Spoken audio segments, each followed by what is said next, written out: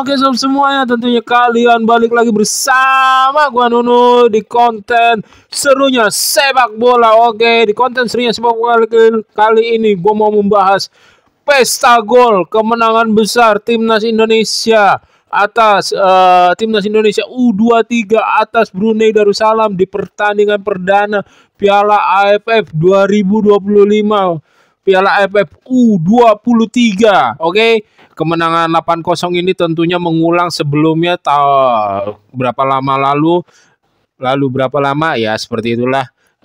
Indonesia juga pernah menang 8-0 dan sekarang skor tersebut terulang kembali. Oke.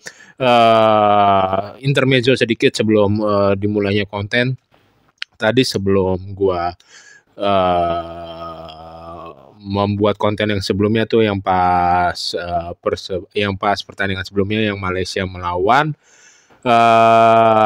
Filipina, yang Malaysia kalah 2-0.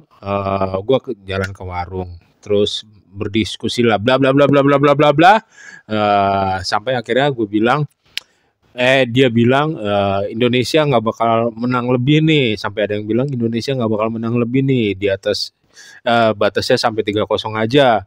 Gue bilang di atasnya 3-0, bakal di atasnya 3-0 nih kayaknya nih kalau menurut persepsi gue sob ya. Terus nggak mungkin gitu, nggak bakalan percaya gue, kejadian. Itu intermezzo sedikit ya sob ya. Gue juga sering salah kok bikin konten. Gue bikin konten dalam memegang tim, dalam memprediksi, dalam melihat berjalannya pertandingan. Sebelum mulanya gue emang prediksinya emang beberapa kali juga salah, nggak selalu benar terus gitu sob. Oke. Kita masuk ke jalannya pertandingan ya. Indonesia menunjukkan dia mempunyai skema di bawah coach Gerald ini. Benar-benar dia menunjukkan skema, menunjukkan pola permainan, menunjukkan setup taktik, di mana bola benar-benar dioper misalkan ke Ferrari ataupun di Schönemann, lalu bola di build up naik, dan ditunjukkan ada hal tersebut yang dilatih oleh coach Gerald ini yang persiapannya kurang lebih di bawah 1 bulan ini, dan ya gua rasa itu persiapan yang lumayan cukup gitu kan.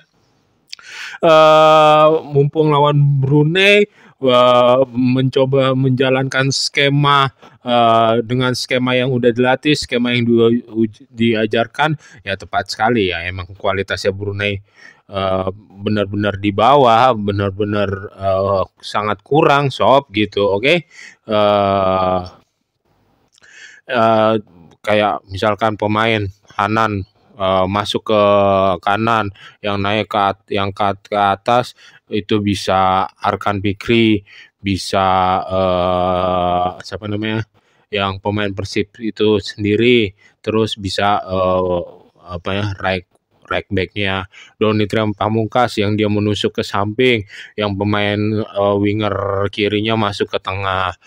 Begitu pula kalau misalkan yang bergantian dari winger tersebut dia mengisi posisi, kan Indonesia memakai posisi skema formasi 4-3-3.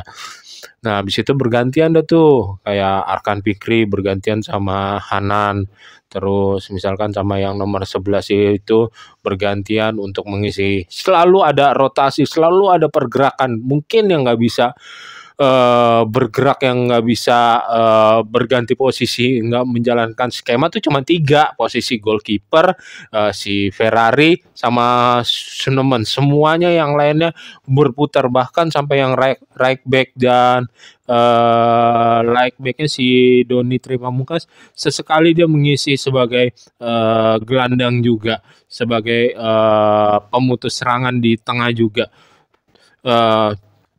Robbie Darwish yang sebagai gelandang, dia kadang-kadang sering beroperasi di winger kanan gitu. Ya kalau masalah gol Jens Raven ya itu yang gue sayangkan, dia mempunyai basic, dia mempunyai pemahaman sepak bola yang cukup bagus, dia mempunyai modul sepak bola junior yang cukup kuat gitu. Disayangkan ya dia bergabung dengan Persib Bandung nih, yang mungkin konten-konten yang kemarin yang sebelumnya udah Persib Bandung, Bali United, astagfirullahalazim. Bali United, eh ya dia memang masih layak gitu dengan ilmunya yang saat ini, dia masih layak untuk berkarir di luar sana, untuk bersaing di luar sana, walaupun ini lawannya cuman Brunei, dia menunjukkan dia punya kualitas gitu. Gol pertama cuman penempatan, satu kali sentuhan diarahkan, toel begitu aja, ditaruh bola begitu, gol. Ya gua nggak usah bahas gol ya satu persatu, yang paling berkelasnya menurut gua nih Sob ya, gol ketiga dan gol keenam. eh Gol keenamnya si Jens Rappen, gol ketiga ditaruh di drop ball dari belakang, kayaknya dari Ferrari atau dari siapa, dari Ferrari juga. Asisnya ditaruh di belakang pertahanan lawan Brunei Darussalam. Habis itu Brunei Darussalamnya mendapat center back-nya mendapatkan bola, terus dimajuin dong pakai dada, terus direbut bolanya. Habis itu diselesaikan finishing tanpa ampun. Gol ketiga. Gol keenamnya juga ditaruh bolanya, diangkat bolanya, cuman yang penting bola itu akurasinya bagus, bisa melewati di atas kiper, kalau nggak salah umpan Ferrari juga. Dan di situ Ferrari menjalankan tentunya taktik itu udah dilatih, percaya sama coach Gerald ini, udah dilatih, udah dibentuk gitu sama coach Gerald ini. Banyak bola-bola drop ball, banyak variasi serangan, variasi skema. Walaupun di babak kedua ya tentu saja menurun, di babak kedua langsung 5 pemain dikeluarkan, dan si James Rappen mengalami kram kakinya, sayang sekali. Jadi itu merupakan merupakan bisa sebuah ilmu lah, sebuah insting.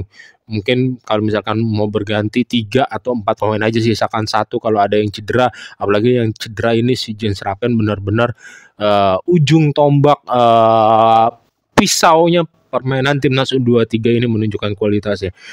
Golnya si siapa? Hanan bagus banget dari benar-benar tuh skema tuh nggak menunjukkan pemain ini egois, nggak menunjukkan permainan ini pengen terlihat tersorot satu sama lain. Benar-benar kayak permainan attackingnya, permainan kerja sama timnya, permainan berbaurnya muncul, kelihatan nongol. Iya jelas lawannya cuma lawan Brunei nanti lawan Brunei ini berarti menunjukkan, oh timnas U23 ini punya skema loh. Iya, timnas U23 ini punya ritme pertandingan, punya setup, punya taktik loh. Iya, harus dimunculkan, harus diperlihatkan, harus dilatih supaya nanti ketika bertemu lawan Filipina, lawan Malaysia ataupun lawan yang berat-berat lainnya, itu sudah terbiasa dalam permainan. Timnas Indonesia sudah mengeluarkan skema, sudah mengeluarkan setup, sudah mengeluarkan permainan yang positif lawan Brunei, dan insya Allah sebagus-bagusnya mudah-mudahan lawan Filipina dan Malaysia nanti bisa diulang gitu. Oke. Dan ya memang timnas Indonesia U23 ini juga melakukan 2 kali 3 kali kesalahan, cuman ada satu kesalahan yang cukup fatal. Kalau lawannya jago tadi, lawannya keras, mungkin itu bisa menjadi blunder dan bisa berujung gol. Itu yang blundernya Skinneman apa siapa tuh yang tadi mau di babak kedua, yang sudah kan ritmenya udah benar-benar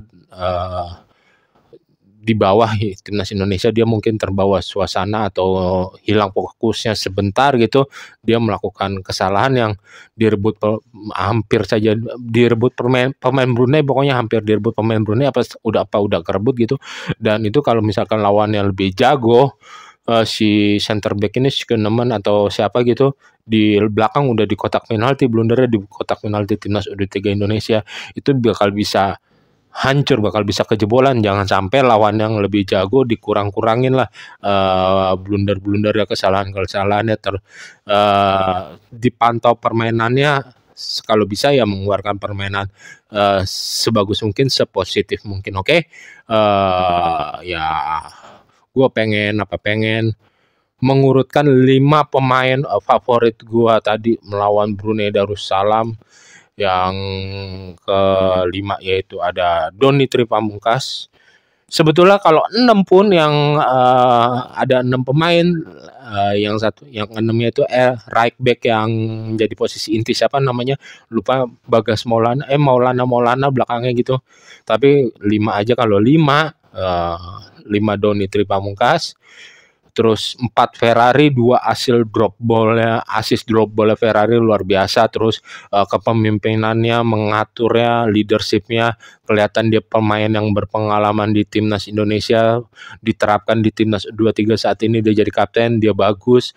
Gue selama ini Ferrari blunder pun di Persija ya emang blunder itu ya tetap gua bahas blunder itu, tetap gue bilang kesalahan Ferrari, tetapi gua nggak pernah meragukan Ferrari untuk sebagai bisa menjadi center back masa depan timnas Indonesia. Siapa tahu, semoga dia bisa terus konsisten, kita nggak ada yang tahu gitu. Oke, terus ke peringkat ketiganya ada Robbie Darwis, peringkat keduanya ada Hanan. Terus peringkat satunya ada Jens Schrappen. Si Hanan pergerakannya juga benar-benar luar biasa. 3 kali tuh mengasih umpan silang, ngasih trupas silang kepada Jens Schrappen, benar-benar luar biasa. Apalagi gol pembuka itu kan merupakan kecerdasan asis dari akurasi trupasnya Hanan ke Jens Schrappen, operan silangnya ke Hanan ke Jens Schrappen. Dan itu nggak dilakukan cuma sekali, itu dilakukan beberapa kali. Dan kecepatannya Hanan, shooting akurasinya ya harus harus diacungkan jempol untuk permainan dia yang cukup positif sob melawan Brunei Darussalam sini. Oke sob, sekian konten serunya sepak bola bersama gua Nunuy. Sampai ketemu lagi di konten-konten serunya sepak bola selanjutnya. Jika kalian menikmati dan menyukai konten serunya sepak bola bersama gua Nunuy, jangan lupa untuk like, komen, share, dan see you and bye bye. Yang penting apa sob, jaga kesehatan.